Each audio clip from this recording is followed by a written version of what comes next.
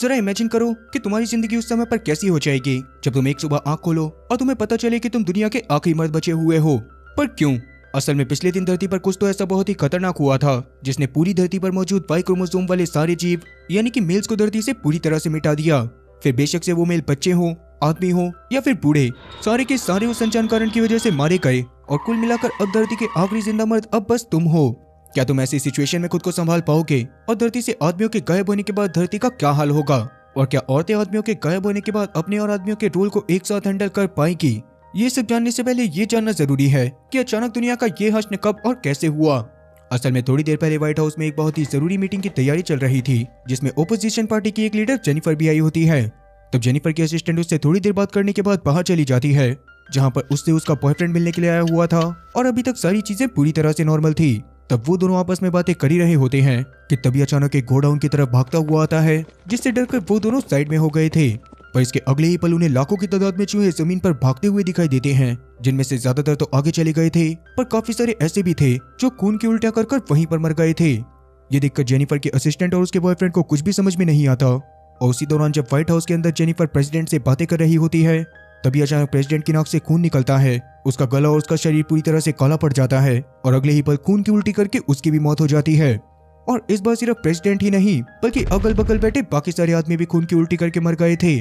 और सबसे अजीब बात तो ये थी कि ये सब जो भी हुआ था उससे सिर्फ इंसान ही नहीं बल्कि सारे के सारे मेल जानवर भी मारे गए थे। ना दुनिया में अब मेल बच्चे जिंदा बचे थे, ना बूढ़े और ना ही आदमी। इवन मुंबई के गेटवे ऑफ इंडिया के पास भी कई सारे आदमियों की लाशें पड़ी हुई थी। अब अचानक धरती से आदमियों के गायब होने के कारण आसमान में मौजूद प्लेन धरती पर क्रैश करने लग जाते हैं। सड़कों पर गाड़ियां एक दूसरे से टकराने लगती हैं। पूरा इकोसिस्टम डिसबैलेंस हो जाता है। लेकिन किसी के पास इस सवाल का कोई भी जवाब नहीं होता कि ये सब क्यों और कैसे हुआ। तब ऐसी खतरनाक सिचुएशन में भी जैसे तैसे जेनिफर खुद को संभालकर आसपास मौजूद बाकी सारे ऑफिसर्स को भी हौसला देती है। पर यहाँ पर अब सबसे बड़ी दिक्कत ये थी कि दुनिया भर में मौजूद जितनी भी औरतों ने अपने पति और अपने बच्चों को खोया था वो सारी की सारी बहुत ज्यादा गुस्से में थी और गुस्से में सरकारी बिल्डिंग्स के ऊपर हमला कर रही थी। इसी बीच योरिक नाम के एक लड़के की आंख अपने घर पर खुलती है जिस दौरान उसके पास उसका कैपेचिन मंकी मौजूद था जो कि खुद भी मेल होता है और किसी अनजान कारण की वजह से वो दोनों के दोनों इस डिजास्टर में बच गए थे। लेकिन अभी उन्हें ये बात पता नहीं होती कि वो दोनों पूरी दुनिया के आखिरी मर्द बचे हैं। क्या अभी यूरिक अपने पूरे घर में अपनी गर्लफ्रेंड बेथ को ढूंढना शुरू कर देता है मगर बेथ उसे कहीं पर भी नहीं मिलती और अभी उसे कॉल करने पर भी उसका नंबर नहीं लग रहा था। तभी अचानक यूरिक को सड़कों पर से लोगों के चिल्लाने की आवाज आती है जिसे सुनने के बाद वो बहुत ज्यादा डर जाता है और कहीं ना कहीं अब उसे ये बात समझ में आ जाती है कि उसके सोते सोते पूरी दुनिया में कुछ तो बहुत ही खतरनाक घटा है। तब इस बारे में पता करने पर यूरिक को ये बात भी पता चल जाती है कि धरती पर हुआ क्या था। और क्योंकि अब पूरी दुनिया में उसके और उसके बंदर का सभी मेल्स में जिंदा बचना काफी ज्यादा बड़ी बात थी और ऐसी परिस्थिति में उसके घर से बाहर जाने पर उसके साथ बवाल हो सकता था, इसलिए वो काफी दिनों तक अपने घर में ही रहकर बेथ के वापस आने का वेट करता है। लेकिन बेथ वापस नहीं आती। दरअसल धरती के कैपिटल वाले एल लगने से पहले योरिक और बेथ के बीच में बहसबाजी हुई थी। उसी गुस्से में बेथ योरिक के पास से चली गई थी और शायद इसीलिए वो वापस नहीं आ रही थी। खैर इतने दिनों से घर पर रहने की वजह से योरिक के खाने पीने का सामान भी खत्म हो चुका था जिसकी वजह से अब उसके पास घर के बाहर जाने के अलावा कोई और रास्ता नहीं बचता और वो बेथ के लिए अपने घर में अपने जिंदा होने के बारे में एक नोट छोड़कर वहां पर से निकल जाता है। खैर अब तक इतने दिनों बाद भी पूरी दुनिया की सिचुएशन आउट ऑफ कंट्रोल ही चल रही थी जिस दौरान औरतें गुस्से में हर जगह तोड़फोड़ कर रही होती हैं और कुछ ने तो जगह जगह पर अपने छोटे छोटे कबीले भी बना लिए थे जिन्हें उनकी अलग अलग लीडर्स अपने हिसाब से चला रही थी। अब इसी बीच जेनिफर व्हाइट हाउस में सैरा नाम की एक एजेंट को बुलाती है जो यूएस की सबसे खतरनाक एजेंट में से एक थी और जेनिफर सैरा से चाहती थी कि किसी तरह से सैरा उसकी बेटी हीरो को ढूंढकर उसके पास वापस लेकर आ जाए जिसने दुनिया के चेंज होने के काफी दिनों पहले से जेनिफर से कोई भी कांटेक्ट नहीं करा था।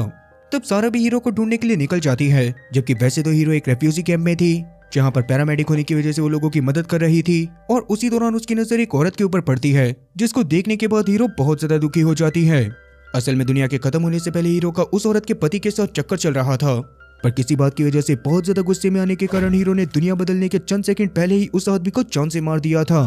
पर हीरो उस आदमी के ऊपर इतना ज्यादा गुस्सा क्यों हुई थी आप लोगों को इस बारे में जल्दी ही पता चलेगा। कैरबी शहर में तोड़फोड़ कर रही औरतों को संभालने के लिए औरतों की आर्मी बुलाई जाती है जिनसे योरिक भी छुपकर जैसे तैसे अपना काम चला रहा होता है और फिलहाल के लिए वो जहाँ जहाँ भी जाता है वहाँ वो बेथ के लिए अपने जिंदा होने वाला मैसेज जरूर छोड़ता है। असल में योरिक को उम्मीद थी कि बेथ अभी भी जिंदा होगी और उसके मैसेज को देखकर जैसे तैसे उसे ढूंढते हुए उसके पास पहुंच ही जाएगी। अब वैसे योरिक हर जगह पर मास्क लगाकर जा रहा था क्योंकि अब तक भी आदमियों के मरने के रीजन के बारे में किसी को कुछ भी पता नहीं चला होता और कहीं ना कहीं ये किसी वायरस की वजह से भी हो सकता था। अब एक दिन जब योरिक बेथ के लिए मैसेज छोड़ रहा होता है, तभी अचानक उसका बंदर भागकर पानी से भरे एक सबवे में आ जाता है, जिसको ढूंढते ही योरिक भी वहां पर आ गया था। वहां पर आने की वजह से उसके कपड़े पूरी तरह से खराब हो जाते हैं और फिलहाल अपने बंदर को बहुत ज्यादा ढूंढने पर भी उसका बंदर उसको कहीं पर भी नहीं मिलता।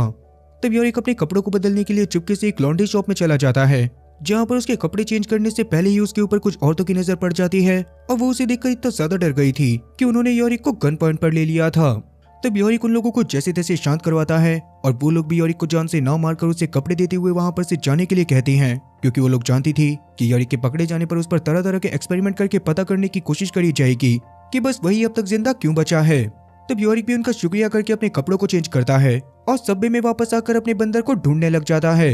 इस बार किस्मत से उसका बंदर उसकी आवाज को सुनकर उसके पास वापस आ गया था, जिसके साथ अब योरिक अपने घर पर वापस आ जाता है। मगर जब वो रात में सो रहा था, तभी अचानक योरिक को अपने फ्लैट के बाहर से किसी की आवाज आती है और योरिक गिटार को पकड़कर तुरंत ही गेट के पास चला जाता है। तब अचानक उस घर के अंदर सहरा हीरो को ढूंढते हुए पहुंच गई थी, जो योरिक को देखते के साथ ही उसके ऊपर हमला करके उसको पकड़ लेती है और उसको ध्यान से देखने के बाद तुरंत ही हेलीकॉप्टर में बिठाकर अपने साथ जेनिफर के पास लेकर चली जाती है। तब जेनिफर और योरिक दोनों ही एक दूसरे को देखकर बहुत ज्यादा हैरान और साथ ही बहुत ज्यादा इमोशनल हो गए थे, क्योंकि योरिक असल में खुद भी जेनिफर का ही बेटा था, लेकिन सभी आदमियों के मरने की वजह से जेनिफर को लग रहा था कि शायद योरिक भी मारा गया होगा। इवन सहरा खुद भी योरिक के घर में उसी वजह से गई थी, क्योंकि उसे लग रहा था कि शायद दुनिया भर में हो रही चीजों से डरकर हीरो पक्का योरिक के घर में गई होगी। फिर अभी योरिक के जिंदा होने के बारे में जेनिफर किसी को भी नहीं बताती, क्योंकि अगर वो इस बारे में किसी को बताती तो सबको यही लगता कि शायद दुनिया में सभी मर्दों के खत्म होने के पीछे जेनिफर का हाथ है और उसी वजह से बस उसका बेटा जिंदा है। अब ताकि वो पायलट्स जो कि योरिक को अपने साथ हेलीकॉप्टर में बिठाकर व्हाइट हाउस तक लेकर आई थी, वो योरिक के बारे में किसी को कुछ भी ना बता दें, इसीलिए सारा उन लोगों के ऊपर नजर रखती है और उन लोगों को कहीं पर भी नहीं जाने देती। इधर योरिक को तो आराम से सोने के लिए एक मस्त कमरा दे दिया गया था, पर क्योंकि योरिक को इस तरह से कैद में रहना थोड़ा सा अजीब लग रहा होता है, इसीलिए रात के समय में वो अपने कमरे से बाहर चला जाता है, जिस दौरान उसे मरे हुए प्रेसिडेंट की बीवी मार्ला देख लेती है।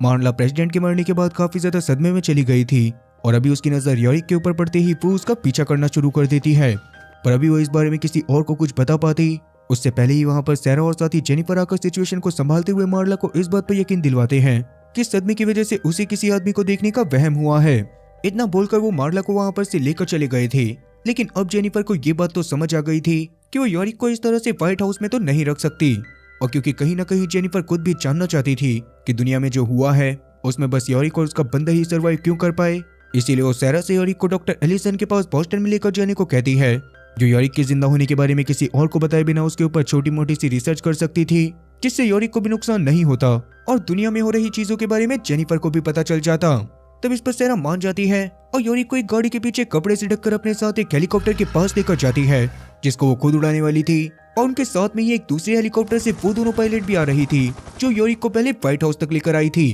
तब सफर के बीच में वो 2 पायलट वाला हेलीकॉप्टर अचानक से ब्लास्ट हो जाता है, जिसे देखने के बाद तो योरिक बहुत ज्यादा डर गया था, मगर सारा एकदम शांत थी। असल में ये बॉम्ब ब्लास्ट सारा ने ही करवाया था, ताकि वो दोनों पायलट सारा और योरिक के पीछे से किसी और को योरिक के जिंदा होने की सच्चाई के बारे में ना बता दें। अब एक काफी लंबे सफर को तय करने के बाद वो दोनों एक जंगल में आराम करने के लिए रुकते हैं, जहाँ सहरा अचानक से योरिक से उसके कपड़े उतारने को कहती है, जो सुनने के बाद योरिक को थोड़ा सा अजीब लगने लग गया था, पर असल में सहरा बस उसके कपड़े धोना चाहती थी। इधर अपनी आशिक की बीवी को बार बार रेफ्यूजी कैंप में देखकर हीरो को बिल्कुल भी अच्छा नहीं लग रहा होता, इसीलिए वो अपने एक ट्रांसमेल दोस्त सैम के साथ रेफ्यूजी कैंप से निकल जाती है और एक बहुत ही लंबे सफर को तय करके थोड़ा सा आराम करने के लिए पास के एक सुपरमार्केट में रुक जाती है। उस समय तक आसपास के लोगों ने उस सुपरमार्केट को पूरी तरह से लूट लिया था और फिलहाल के लिए उस सुपरमार्केट में नोरा नाम की एक औरत अपनी एक बेटी के साथ छुपी हुई थी, क्योंकि उसकी बेटी के पैर में चोट लग जाने के बाद उसे एंटीबायोटिक नहीं मिली होती और उसी वजह से उसके पैर में इन्फेक्शन फैल चुका था। तब उसकी हालत को देखकर हीरो उसका इलाज करने की कोशिश करती है, जिस दौरान शुरुआत में तो नोरा डर के मारे उसके ऊपर हमला करने वाली थी, पर बाद में वो हीरो के पैरामेडिक होने के बारे में पता चलने पर हीरो को अपनी बेटी का इलाज करने देती है। दूसरी तरफ जंगल में सारा और योरिक ने एक टेंट लगा लिया था और अभी सारा शिकार करके खाने का इंतजाम करने के लिए गई थी, तो वो एक खरगोश को गोली मारने वाली होती है कि तभी अचानक उसे टेंट के पास से कुछ आवाजें आती हैं, जिसे सुनकर टेंट के पास जाने पर उसे पता चलता है कि 2 चोरनी टेंट में से उनके सामान को चोरी करने की कोशिश कर रही थी। तब सारा तो उन दोनों को देखकर खत्म ही करने वाली होती है, लेकिन उसके ऐसा करने से पहले ही पास की झाड़ियों के पीछे छुपा हुआ योरिक अपने मास्क को पहनकर भागता हुआ उन दोनों के पास आता है, जिस दौरान वो दोनों की दोनों औरतें डर कर वहां पर से तुरंत भाग जाती हैं, जिसके बाद सारा योरिक से ऐसी बचकानी हरकतें करने को मना करती है और साथ ही ये सलाह भी देती है कि उसे किसी के सामने नहीं आना चाहिए। तब इस पर यॉरिक भी मान गया था और अब वो दोनों अपने हेलीकॉप्टर के इंजन के पार्ट्स को निकालकर पास मौजूद शहर के ब्लैक मार्केट की तरफ जाने लग जाते हैं ताकि वहां से उन पार्ट्स के बदले में कोई बाइक वगैरह ली जा सके, जिससे ही वो दोनों अपने आगे के सफर को तय कर सकते थे। तब मार्केट में पहुंचने के बाद यॉरिक अपने मास्क को लगाकर रखता है और तब किस्मत से ज्यादा मेहनत करे बिना ही उन दोनों को एक बाइक भी दिखाई दे जाती है, जिसे देखकर सारा सही से चेक करने लग गई थी। पर तभी अचानक यॉरिक की नजर पास मौजूद एक औरत के ऊपर पड़ती है, जिसे देखकर उसे लग रहा था कि शायद वो लड़की उसकी गर्लफ्रेंड बेथ है। इसीलिए अब उसके ऊपर नजर पड़ते ही यॉरिक भागता हुआ भीड़ में आ जाता है और उस लड़की को चारों तरफ ढूंढना शुरू कर देता है। तब उसको ढूंढते हुए यॉरिक एक खाली जगह पर पहुंच गया था, लेकिन वो इलाका असल में कुछ फीमेल ऑफिसर्स का होता है और वो ऑफिसर्स दुनिया बदलने के बाद से लुटेरन बन चुकी थी। अभी वो यॉरिक को अकेला देखकर उसे लूटने के इरादे से उसके पास आकर उसके मास्क को हटा दी हैं, पर वो ये देखकर हैरान रह जाती है कि यॉरिक एक आदमी था। मगर अभी वो इससे आगे यॉरिक के साथ कुछ कर पाती उससे पहले ही वहां पर सारा पहुंचकर उन लोगों को बहुत ही बुरी तरह से मारती है और यॉरिक को अपने साथ लेकर वापस से मार्केट में आ जाती है। लेकिन अभी भी ऑफिसर्स ने उन दोनों का पीछा नहीं छोड़ा था। तब उन लोगों से जान छुड़वाने के लिए सारा यॉरिक के साथ मार्केट में ही मौजूद बाइक के ऊपर जाकर बैठ जाती है और जैसे तैसे बाइक को स्टार्ट करके यॉरिक के साथ बहुत ही दूर सीधा एक ब्रिज पर आकर रुकती है। वहां पर आने के बाद वो यॉरिक के ऊपर चिल्लाने लग गई थी, जिस दौरान यॉरिक उसे समझाने की कोशिश करता है कि मैंने मार्केट में अपनी गर्लफ्रेंड बेथ को देखा था। लेकिन सारा को तो ये बात सुनकर और ज्यादा गुस्सा आ जाता है और वो कहती है, क्या दुनिया के कैपिटल वाले लगे पड़े और कमीने, तुझे तेरी गर्लफ्रेंड की पड़ी है। ये बात सुनने के बाद यॉरिक को बहुत ज्यादा गुस्सा आता है, मगर वो अपने गुस्से की घूंट को ये सोचकर पी लेता है कि वो लोग जिस काम को करने के लिए निकले हैं वो काम करना बेथ को ढूंढने से ज्यादा जरूरी है। दूसरी तरफ हीरो फिलहाल के लिए सैम, नोरा और नोरा की बेटी के साथ रात में आराम करने के लिए कालीगर में आ गई थी। जिस वक्त तक वैसे तो उसने नोरा की बेटी को जैसे तैसे स्टेबल कर दिया होता है, मगर अभी भी अगर उसे टाइम पर एंटीबायोटिक नहीं मिलती तो वो बेचारी बच्ची पक्का मारी जाती। पर यहाँ पर सबसे बड़ी दिक्कत ये थी कि इस पूरे डिजास्टर के चलते आसपास मौजूद सभी केमिस्ट्रीज को लोगों ने लूट लिया था और वहां पर कोई भी दवाई नहीं बची थी। इसी बारे में बताते हुए नोरा बहुत ज्यादा परेशान हो जाती है, पर अभी हीरो उसको टेंशन ना लेने को कहती है। तभी हीरो उससे थोड़ी देर बात करने के बाद सोने के लिए चली गई थी, मगर नोरा को नींद नहीं आती और वो रात के समय में घर के बाहर जाकर रोने लग जाती है। तभी अचानक उसे दूर से काफी सारे घोड़ों की आवाज सुनाई देती है, जिनके ऊपर कुछ औरतें इस घर की तरफ आ रही थी, क्योंकि वो घर असल में उन्हीं लोगों का था। तब उन लोगों की लीडर सबसे पहले तो नोरा को गन पॉइंट पर लेती है और उसके बाद घर के अंदर जाकर बाकी सबको भी गन पॉइंट पर ले लेती है। तब उन औरतों की लीडर सभी लोगों को शूट करके खत्म करने वाली थी, मगर उससे पहले ही नोरा की नजर उनके एक घायल साथी के ऊपर पड़ जाती है, जिसकी किसी लड़ाई के दौरान गोली लग गई होगी और उस गोली की वजह से धीरे धीरे उस औरत की हालत खराब होती जा रही थी। इसी बात पर मौके पर चौका मारते हुए नोरा उनसे कहती है कि अगर वो लोग उन लोगों को जिंदा छोड़ देते हैं तो हीरो उनके साथी की मदद कर सकती है। ये बात सुनने के बाद उस औरत ने हीरो और उसके साथियों को छोड़ दिया था और हीरो तुरंत ही उस औरत के साथी को एक टेबल पर लेटाकर उसका इलाज करने में लग गई थी। तब इक्विपमेंट की कमी होने की वजह से हीरो को बहुत ज्यादा डर लग रहा होता है, मगर जैसे तैसे वो उस औरत के शरीर से गोली को निकालकर उसको पूरी तरह से सही कर देती है, जिससे उस औरत की लीडर रॉक्सिन बहुत ज्यादा खुश हो जाती है और तुरंत ही हीरो और उसके साथियों को अपने साथ एक बहुत ही बड़े सुपरमार्केट में लेकर आ जाती है, जहाँ पर रॉक्सिन और उसके साथियों ने गाँव के ज्यादातर सामान को लूट कर जमा करके रखा हुआ था। तब किस्मत से वहाँ पर हीरो को एंटीबायोटिक भी मिल जाती है, जिसको नोरा की बेटी को खिलाकर अब उसने नोरा की बेटी की जान भी बचा ली थी। इधर अब तक जैसे तैसे यॉरिक और सारा भी एलिसन के अपार्टमेंट तक पहुंच जाते हैं, जिस दौरान एलिसन के घर के अंदर सबसे पहले यॉरिक मास्क पहनकर गया था, जिसे देखकर एलिसन उसे चोर समझकर उसे बहुत ही बुरी तरह से मारने लग जाती है। जिस दौरान धोखे से एलिसन से यॉरिक का मास्क हट गया था और अपने सामने एक जिंदा आदमी को देखकर अभी तो एलिसन के पूरी तरह से होश उड़ चुके थे। तभी सारा अंदर आकर एलिसन को बताती है कि यॉरिक असल में नई प्रेसिडेंट जेनिफर का बेटा है और वो चाहती है कि एलिसन यॉरिक के ऊपर रिसर्च करके इस बात का पता लगा सके कि आखिरकार दुनिया में हुआ क्या है।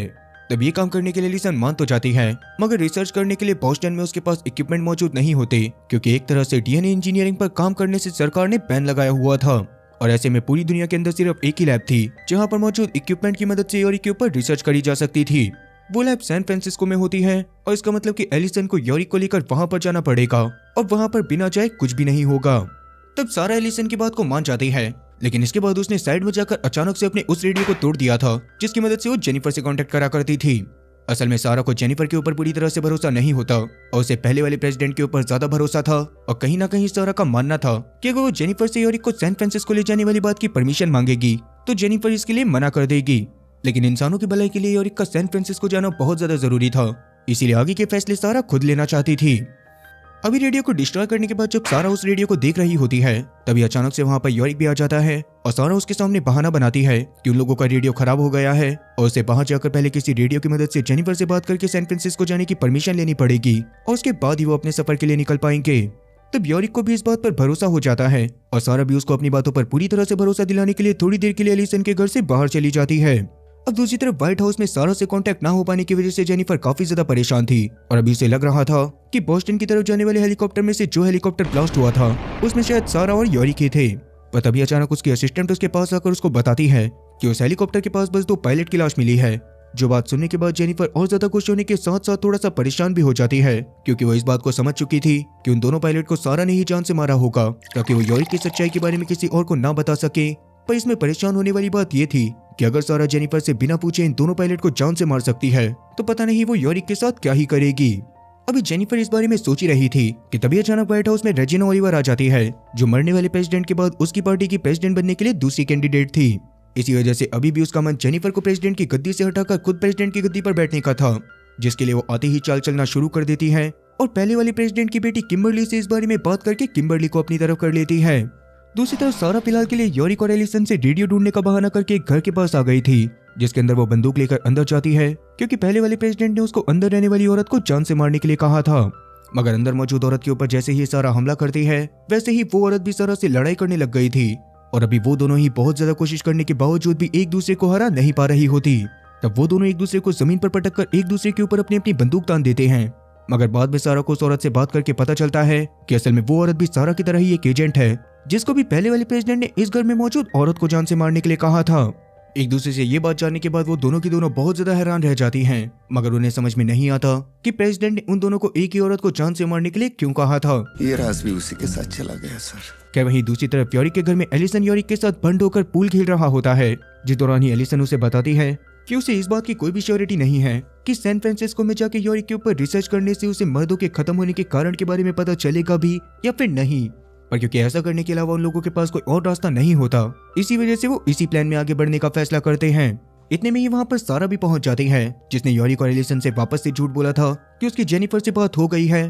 और जेनिफर ने उनको सैन फ्रांसिस्को जाने की परमिशन भी दे दी है। इसीलिए अब वो तीनों एलिसन के पास मौजूद बाइक की मदद से अपने सफर को चालू करते हैं मगर उन्हें ये बात पता नहीं होती कि जेनिफर ने यॉरिक की चिंता में काफी सारे सोल्जर को सारा को ढूंढने के काम पर लगा दिया है।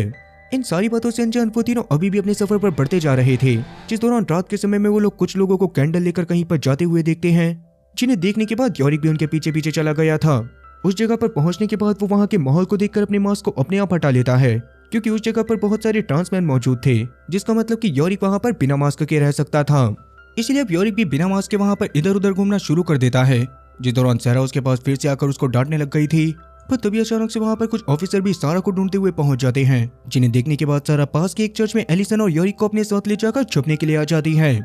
वहां पर आने के बाद सारा के अजीब बिहेवियर की वजह से यॉरिक और एलिसन को इस बारे में पता चल गया था कि सारा ने एलिसन से कोई भी बात नहीं करी है और वो सारे फैसले अपनी तरफ से ले रही है। इस पर सारा उनसे माफी मांगते हुए उन्हें बता देती है कि शायद जेनिफर यॉरिक को सैन फ्रांसिस्को ले जाने की परमिशन नहीं देती मगर दुनिया में घटी चीजों के बारे में सच्चाई पता करने के लिए यॉरिक का सैन फ्रांसिस्को जाना बहुत ज्यादा जरूरी है। क्योंकि सारा पूरी तरह से सही थी इसीलिए एलिसन और यॉरिक उसकी बात को मानकर चुप हो जाते हैं। वहीं दूसरी तरफ हीरो अभी के लिए सैम, नोरा और नोरा की बेटी के साथ रॉक्सिन के ही ग्रुप में रुकी हुई थी जहां पर धीरे धीरे रॉक्सिन के बिहेवियर से उसे समझ में आता है कि रॉक्सिन को मर्दों से बहुत ज्यादा नफरत है मगर औरतों को वो उतना ही ज्यादा प्यार करती है। खैर अभी एक मीटिंग के दौरान रॉक्सिन नोरा की बेटी से भी इस तरह से बात करने लग जाती है ताकि आगे चलकर वो भी मर्दों से नफरत करने लग जाए जिस बात की वजह से नोरा रॉक्सिन के ऊपर भड़क गई थी। पर तभी अचानक से उन्हें बाहर लगे कुछ अलार्म सुनाई देते हैं जिसका मतलब कि कुछ अनजान लोग उनके सुपरमार्केट की तरफ आ रहे थे। उन अलार्म को सुनने के बाद रॉक्सिन अपने साथियों के साथ बाहर चली जाती है जहां पर एक औरत अपनी बच्चियों के साथ आई थी और वो रॉक्सिन से मदद मांग रही थी लेकिन रॉक्सिन उसकी मदद करने से साफ मना कर देती है क्योंकि उसके ग्रुप में मौजूद लोगों को वो बस सिंपैथी दिखाकर उनको अपनी तरफ करना चाहती थी ताकि वो उसको एक लीडर की तरह देखें और उसकी सारी बात माने। खैर अभी के लिए वो औरत रॉक्सिन से बहुत ज्यादा रिक्वेस्ट करती है कि वो कम से कम उसकी बेटी को अपने पास रख ले मगर रॉक्सिन उस पर भड़कते हुए ऐसा करने से भी मना कर देती है और मजबूरन उस औरत को वहां पर से जाना पड़ता है। तब रॉक्सिन के इस रूप को देखकर नोरा को लगने लग गया था कि कहीं रॉक्सिन उसको और उसकी बेटी को भी यहाँ पर से ना निकाल दे, इसलिए वो सारी चीजें खत्म होने के बाद अकेले में रॉक्सिन के पास उसके लिए चाय लेकर जाती है जहाँ पर रॉक्सिन ने अचानक से उसके सामने अपने सारे कपड़े उतार दिए थे और तब रॉक्सिन के शरीर को देखकर नोरा बहुत ज्यादा हैरान रह गई थी क्योंकि रॉक्सिन की एक ही ब्रेस्ट थी। तब रॉक्सिन उसको बताती है कि असल में पहले के टाइम पर वो एक मैन हेटिंग कल्ट का हिस्सा हुआ करती थी, जिस कल्ट में मौजूद औरतें मर्दों से नफरत करने के कारण अपने एक ब्रेस्ट को काट लिया करती थी। ये सारी बातें सुनने के बाद नूरा को काफी ज्यादा अजीब तो लगता है, पर अभी के लिए वो अपनी और अपनी बेटी की भलाई के लिए रॉक्सिन की सारी बातों पर सहमत हो जाती है और तुरंत ही वहाँ पर से कट लेती है। अब वैसे नूरा के अलावा हीरो को भी वहाँ की औरतों के थॉट्स को जानकर काफी ज्यादा अजीब लग रहा था, पर उसके बावजूद वो उन लोगों के साथ घुलने मिलने की कोशिश कर रही थी, जो चीज सैम को बिल्कुल भी पसंद नहीं आती, क्योंकि वहाँ की औरतें सैम के ट्रांसमैन होने की वजह से उससे भी ज्यादा बातचीत नहीं करा करती थी। दूसरी तरफ यॉरिक फिलहाल के लिए एलिसन और सारा के साथ एक घर में आकर रुका हुआ था, जहाँ पर एलिसन उससे बात करते हुए सारा के पास चलकर पिछली रात के बारे में बात करने को कहती है, क्योंकि पिछली रात जब वो दोनों चर्च में सो गए थे तो अचानक से सारा स्लीप वॉकिंग करते हुए सुसाइड करने वाली थी। इसलिए अब यॉरिक भी एलिसन के साथ सारा के पास जाकर उस बारे में बात करने की कोशिश करता है, मगर सारा उन लोगों से इस बारे में कोई भी बात नहीं करती और उन लोगों से उनके काम से काम रखने को कहती है। ये बात यॉरिक और एलिसन को बहुत ज्यादा बुरी लगी थी और उन्होंने फैसला करा था कि रात के समय में वो अपने सफर को आगे बढ़ाते हुए सारा को बीच रास्ते में छोड़ देंगे और अपने सफर को आगे अकेले ही कंटिन्यू करेंगे।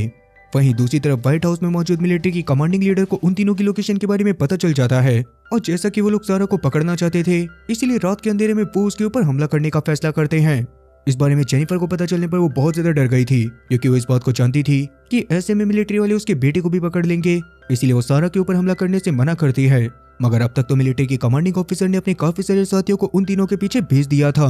वहीं रात में जब जंगल के बीच में वो तीनों कैंप फायर कर रहे थे तो यॉरिक और एलिसन अपने प्लान के अकॉर्डिंग वहां पर से निकलने की कोशिश करने लग जाते हैं, और उसी दौरान जंगल में काफी सारे मिलिट्री के ऑफिसर उन लोगों के ऊपर अटैक करने के लिए पहुंच जाते हैं। और जैसे ही वो लोग यॉरिक और एलिसन को देखकर उनकी तरफ गोलियां चलाते हैं तो यॉरिक और एलिसन उन लोगों से बचने के लिए वहां पर से अलग अलग जगह पर भागकर आ जाते हैं, और तभी वहां पर सारा आकर उन सभी मिलिट्री वालों को जान से मारने के बाद उनके सैटेलाइट फोन को तोड़ देती है। उसकी सच्चाई को देखने के बाद यॉरिक उससे माफी मांगने लग गया था, जिस दौरान सारा उसको माफ करके समझाती है कि किसी भी तरह से वो उन दोनों को सेफली सैन फ्रांसिस्को तक पहुंचाना चाहती है, जिसके बाद वो दोनों जैसा चाहें वैसा कर सकते हैं। अब वैसे तो सारा अच्छा ही करना चाहती थी, मगर अपने पास के किसी ट्रॉमा की वजह से वो बहुत ज्यादा परेशान थी और काफी दिनों से सही से सो भी नहीं पा रही थी। इसी वजह से जब सुबह सुबह वो लोग एक आरवी को चुराकर उससे आगे बढ़ रहे होते हैं, तब ड्राइविंग करते हुए अचानक से सारा की आंख लग जाती है और आरवी का एक बहुत ही बुरा एक्सीडेंट हो जाता है। इस एक्सीडेंट की वजह से एलिसन, सारा और यॉरिक तीनों ही गाड़ी के अंदर बेहोश हो चुके थे, जिसके थोड़ी देर बाद एलिसन की आंख खुलने पर वो जैसे तैसे यॉरिक को भी होश में लेकर आती है,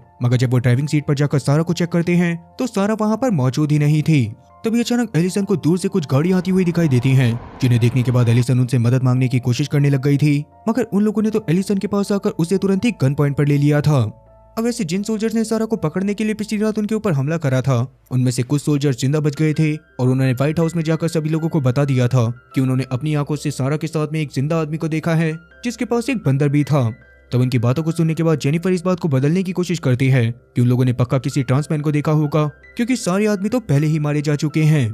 अब फिलहाल के लिए तो बाकी सब ने जेनिफर की बातों पर भरोसा कर लिया था, मगर मार्ला को इस बारे में पता चलने पर वो उस रात की बात के लिए श्योर हो जाती है कि पक्का उसने व्हाइट हाउस के अंदर एक आदमी को देखा था। इधर हीरो जब सुपरमार्केट में अकेले बैठी हुई थी तो रॉक्सिन उसके पास आकर उससे बातें करते हुए उसके पास्ट के बारे में जानने की कोशिश करती है, और जब उसे हीरो से बात करके ये बात पता चलती है कि हीरो ने धरती पर आदमियों के खत्म होने से पहले धोखे से एक आदमी को जान से मार दिया था, तो ये बात जानने के बाद रॉक्सिन उसका भी ब्रेन वॉश करना चालू कर देती है, ताकि हीरो भी उसके साथ मिलकर बाकी मर्दों के बारे में बुरा बुरा बोले और उसके ग्रुप में शामिल होकर उसको ही फॉलो करे। वहीं दूसरी तरफ एक्सीडेंट के बाद यॉरिक की आंख खुलने पर वो अपने आप को बिना कपड़ों के एक घर के अंदर पाता है, जिस दौरान उसके बगल में सोनिया नाम की एक औरत भी पड़ी हुई थी, और ये देखने के बाद तो यॉरिक के पूरी तरह से होश उड़ चुके थे। तब यॉरिक चुपके से अपने कपड़ों को पहनकर एलिसन और सारा को ढूंढने की कोशिश करने लग जाता है, जिस दौरान उसे घर के हॉल में जाने पर अपने बंदर के पास में कुछ औरतें बैठी हुई दिखाई देती हैं, जिनमें से एक ने यॉरिक को भी देख लिया था, और अभी वो यॉरिक को अपने साथ उस घर के बाहर एक टाउन में लेकर जाती है, जहाँ का माहौल बहुत ही ज्यादा शांत था और काफी सारी औरतें एक दूसरे के साथ बैठकर आपस में बातें कर रही थी, जिनकी बातों से यॉरिक को समझ में आता है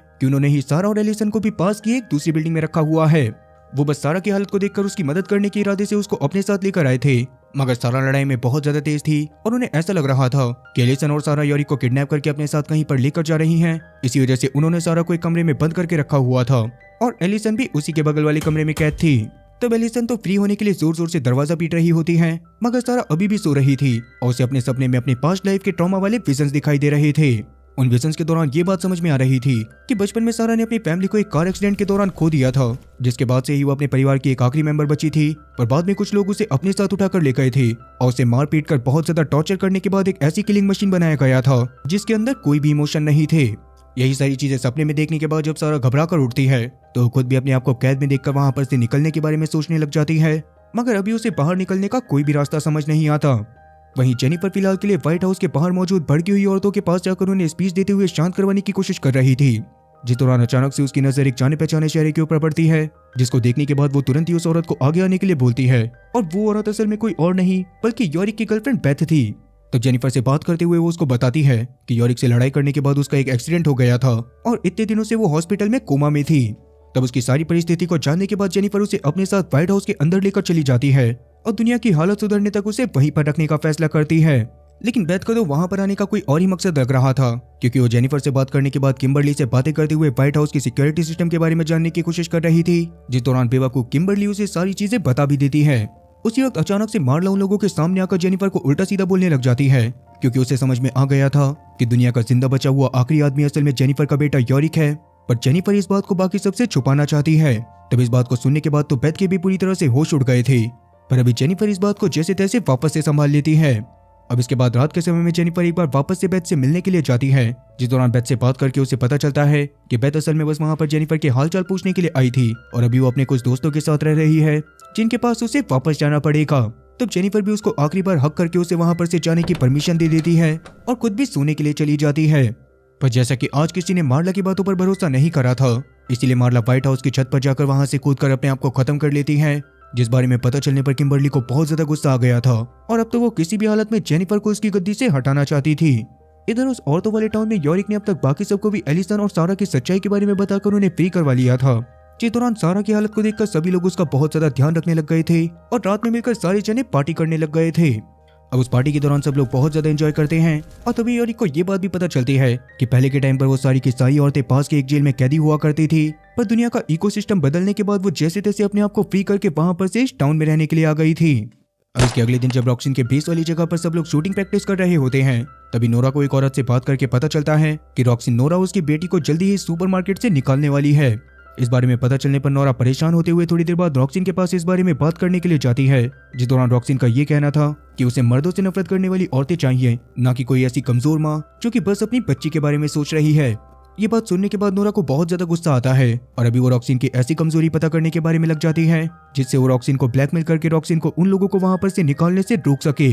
तब उसे एक औरत से बात करने के बाद ये बात पता चलती है कि पहले के टाइम पर रॉक्सिन एक डिटेक्टिव हुआ करती थी, जिसने आदमियों के खत्म होने के बाद धीरे धीरे काफी सारे लोगों को अपने ग्रुप में शामिल करा और उन लोगों को सुपरमार्केट में लाकर एक बहुत ही बेहतर जिंदगी दी। तब इन बातों को सुनने के बाद नोरा इस बात को समझ जाती है कि रॉक्सिन के ग्रुप में मौजूद सभी लोग रॉक्सिन की बहुत ज्यादा इज्जत करते हैं या तो उससे बहुत ज्यादा डरते हैं और इसी वजह से रॉक्सिन को ब्लैकमेल करना बहुत ज्यादा मुश्किल है।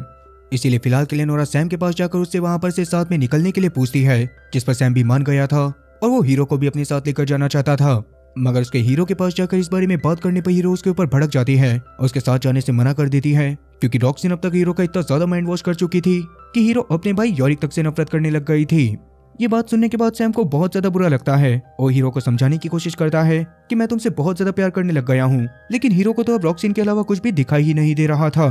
इन सभी बातों से गुस्से में आकर सैम अब रात में अकेला ही वहां पर से चला जाता है, जिस बारे में पता चलने पर सुबह हीरो बहुत ज्यादा परेशान हो गई थी, मगर उस समय पर भी रॉक्सिन जैसे तैसे उसके पास आकर उसका माइंड वॉश कर देती है और उसे शांत रहने को कहती है।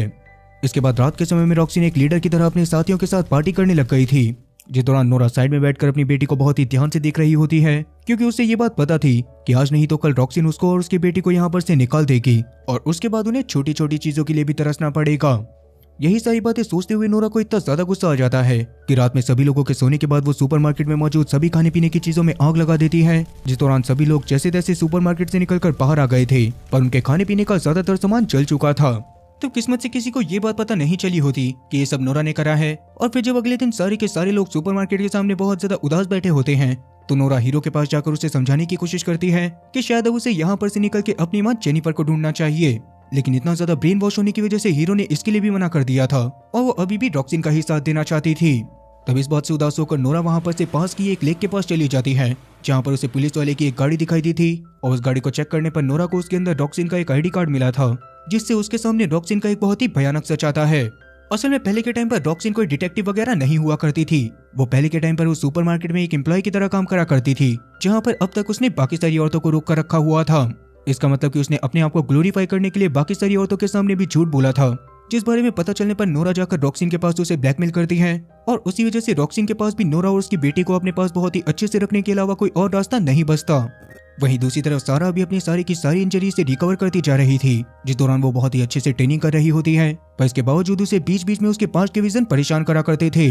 तब उसको हौसला देने के लिए गाँव की सारी औरतें गाँव में एक छोटी सी पार्टी रखती हैं, जिसमें यारिक डांस करने लग गया था और अभी उसको डांस करता हुआ देखकर सारा भी उसके साथ डांस करने में लग जाती है। उस दौरान पास में खड़ी सोनिया को ये चीज बिल्कुल भी अच्छी नहीं लगती, क्योंकि कहीं ना कहीं वो यारिक को पसंद करने लग गई थी और उसे सारा का यारिक के साथ इस तरह से डांस करना बिल्कुल भी पसंद नहीं आ रहा था। इसी जेलेसी के चलते वो थोड़ी देर बाद सारा के पास किचन में जाकर उसको उल्टा सीधा बोलने लग जाती है, जिससे वैसे तो सारा को बहुत ज्यादा गुस्सा आ रहा था, पर फिलहाल के लिए वो शांति रहती है।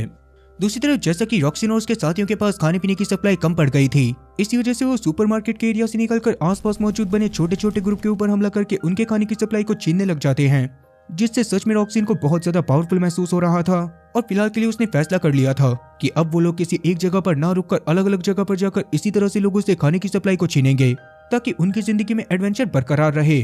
वहीं व्हाइट हाउस में गुस्से से भरी कैम्बरली ने अपनी मां की मौत के असली रीजन के बारे में जाकर रेजिना को बता दिया था, जिससे रेजिना को भी ये बात समझ में आ जाती है कि दुनिया के सारे मेल्स के गायब होने के बाद भी यारिक अभी भी जिंदा है। इसी बात को मुद्दा बनाकर वो रात के समय में एक मीटिंग बिठाती है, जिस दौरान जेनिफर के ऊपर बहुत ज्यादा प्रेशर बन जाने की वजह से उसे ना चाहते हुए भी यारिक के जिंदा होने के बारे में सारी सच्चाई सभी लोगों को बतानी पड़ गई थी।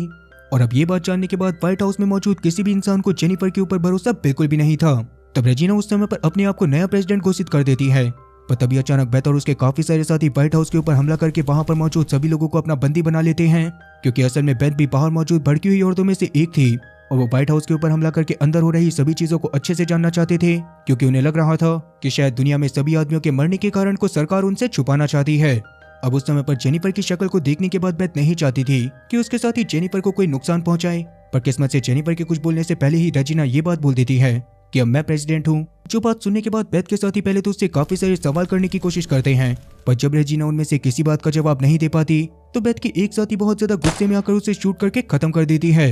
ये देखने के बाद तो बेथ के भी पूरी तरह से होश उड़ गए थे, पर अभी जेनिफर को वो एक बार वापस से शांत रहने का इशारा करती है और उसको मौका मिलने पर वो जेनिफर को अपने साथ भगाकर किसी सेफ लोकेशन की तरफ लेकर जाने लग जाती है।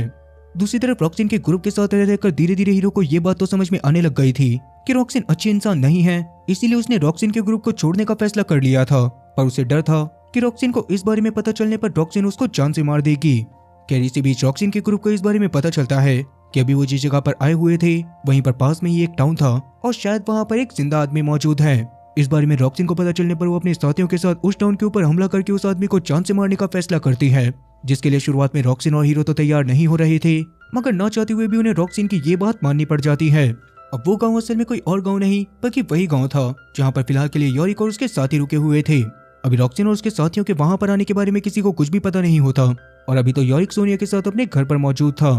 तब सोनिया बातों बातों में उसको बता देती है कि वो उसको पसंद करने लग गई है, जिस दौरान बेथ को प्यार करने की वजह से शुरुआत में तो यारिक उससे इस तरह की बातें करने में झिझक रहा था, मगर बाद में सोनिया के साथ बातें करते हुए उसे भी सोनिया के साथ अच्छा लगने लग जाता है और वो सोनिया के साथ जाकर इंटीमेट होता है। तभी अचानक से उसको बाहर से काफी सारे घोड़ों की आवाज आती है और उसी समय पर रॉक्सिन अपने साथियों के साथ टाउन में एंटर करके वहां पर गोलियां चलाने लग जाती है, क्योंकि वो यारिक को वहां पर जान से मारने के लिए पहुंच चुकी थी। पर जैसा कि इस टाउन में रहने वाली सारी की सारी औरतें पहले के टाइम पर बहुत ही खतरनाक क्रिमिनल हुआ करती थी, उसी वजह से इस टाउन को जीतना इतना ज्यादा आसान नहीं होता और टाउन में रहने वाले लोग तुरंत ही रॉक्सिन और उसके साथियों को चारों तरफ से गन पॉइंट पर ले लेते हैं। पर अभी रॉक्सिन की तरफ से भी काफी सारी औरतें आई हुई थी, उसी वजह से वो डर नहीं रही होती, जो देखने के बाद सारा अपना दिमाग लगाते हुए तुरंत ही एक ट्रांसमैन को अपने साथ बाहर लेकर जाती है और कहती है कि वही टाउन में रहने वाला आखिरी आदमी है। ये बात सुनने के बाद रॉक्सिन के कुछ साथी सारा और उस आदमी को अपने साथ गन पॉइंट पर लेकर जंगल की तरफ लेकर चली गई थी और इसी बीच यारिक की जान बचाने के लिए एलिसन भी उसको अपने साथ लेकर एक घर के पीछे से जंगल की तरफ ही भाग गई थी।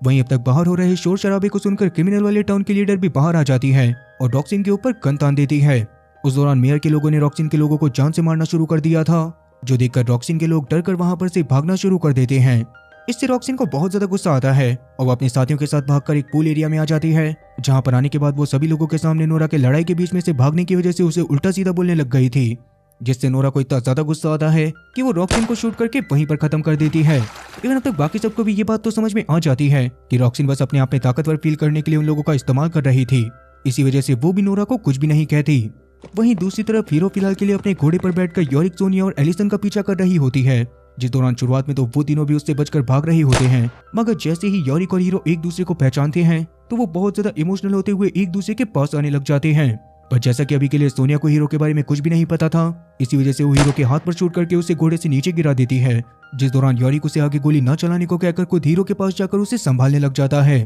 तभी अचानक पीछे से रॉक्सिन को फॉलो करने वाली एक और औरत वहां पर आ गई थी, जिसे रॉक्सिन के मरने के बारे में पता नहीं होता और फिलहाल के लिए सोनिया के पट्ट से हेडशॉट मारकर उसको खत्म कर देती है। ये देखने के बाद तो यॉरिक के पूरी तरह से होश उड़ गए थे, क्योंकि कहीं ना कहीं अब वो सोनिया को पसंद करने लग गया था। पर फिलहाल के लिए एलिसन उसको लेकर वहां पर से भागने लग जाती है और हीरो रॉक्सिन की उस साथी को शूट करके खत्म कर देती है। तब सोनिया की मौत की वजह से यॉरिक इतना ज्यादा टूट गया था कि वो एक खाली जगह पर जाकर रोने लग जाता है, जिस दौरान उसको इस तरह से रोता हुआ देखकर सारा उसके पास आकर उसको संभालती है और उसको अपनी बैक स्टोरी के बारे में बताते हुए हिम्मत देती है। अब उतने में ही वहां पर एलिसन भी आ गई थी, जिसको देखने के बाद यॉरिक को और ज्यादा हिम्मत मिलती है और वो तीनों अब वापस से अपने सैन फ्रांसिस्को वाले सफर पर जाने का फैसला कर लेते हैं। लेकिन सैन फ्रांसिस्को में जाकर क्या होगा और क्या दुनिया वापस से पहली जैसी हो पाएगी, माफ करना, इन सारी चीजों के बारे में इस सीरीज में कुछ भी नहीं बताया जाता। और इसी तरह के और भी काफी सारे सवाल हैं जो कि इस सीरीज के साथ अधूरे ही छूट जाते हैं, क्योंकि इस सीरीज पर ऑडियंस का अच्छा रिस्पांस न आने की वजह से इसके सेकंड सीजन को कभी बनाया ही नहीं गया था। अब वैसे इस सीरीज से रिलेटेड कुछ साइंटिस्ट की एक इंटरेस्टिंग थ्योरी है कि भविष्य में एक समय तक आते आते आदमी दुनिया से पूरी तरह से खत्म हो जाएंगे, क्योंकि अगर कुल मिलाकर देखा जाए तो मोटा मोटा दुनिया में मौजूद हर एक प्राणी के अंदर 2 क्रोमोसोम पाए जाते हैं, एक एक्स और एक वाई। अब फीमेल्स की बॉडी तो सिर्फ XX क्रोमोसोम से मिलकर बनी हुई होती है, लेकिन मेल्स के अंदर एक्स और वाई क्रोमोसोम दोनों मौजूद होते हैं। पर एक स्टडी में पाया गया है कि धीरे धीरे वाई क्रोमोसोम का साइज बहुत ज्यादा छोटा होता जा रहा है और वो क्रोमोसोम वाई क्रोमोसोम ही है जिसकी वजह से लड़के पैदा होते हैं। जिसका मतलब कि अगर धीरे धीरे करके वाई क्रोमोसोम का साइज इतना ज्यादा छोटा हो जाएगा कि वो किसी काम का ही ना रह जाए, तो उस समय पर धरती से सारे आदमी अपने आप गायब हो जाएंगे। अब वैसे क्या साइंटिस्ट का ये मानना सही है? कमेंट सेक्शन में इस बारे में भी जरूर बताना। बाकी इसी के साथ ये कहानी यहीं पर खत्म होती है और उम्मीद है कि आप लोगों को मेरी एक्सप्लेनेशन वीडियो पसंद आई होगी। अगर एक्सप्लेनेशन वीडियो पसंद आई हो तो चैनल को सब्सक्राइब करना और बेल नोटिफिकेशन को ऑल पर सिलेक्ट करना और साथ ही वीडियो को भी लाइक करना। मैं ऐसी ही और मजेदार एक्सप्लेनेशन वीडियोस लेकर आता रहूंगा। खैर तब तक के लिए टाटा और गुड बाय।